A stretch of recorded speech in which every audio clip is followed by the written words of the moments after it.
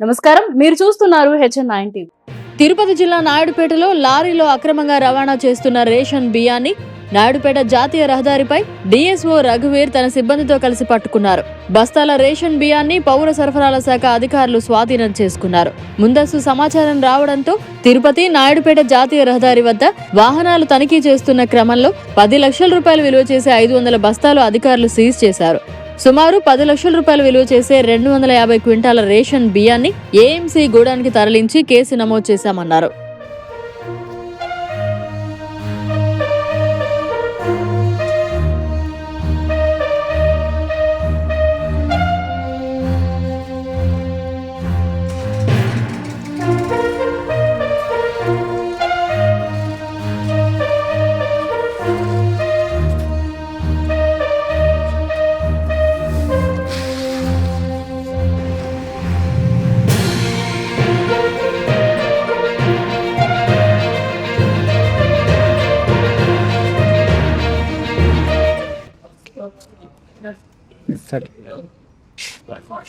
ఈరోజు తెల్లవారుజామున ఇట్లా టీడీఎస్ పబ్లిక్ డిస్ట్రిబ్యూషన్ సిస్టమ్కి సంబంధించిన బియ్యం బ్లాక్ మార్కెట్లోకి ఒక లారీ ద్వారా డైవర్ట్ చేస్తున్నారన్న ఇన్ఫర్మేషన్ మేరకు నేను మా సిబ్బంది నాయుడుపేట హైవేలో ఒక లారీని ఆపి తనిఖీ చేయగా అందులో దాదాపుగా 250 క్వింటాళ్ళ పీడిఎస్ రైస్ బియ్యం అదేవిధంగా సంచులలో కనుగొనడం జరిగింది.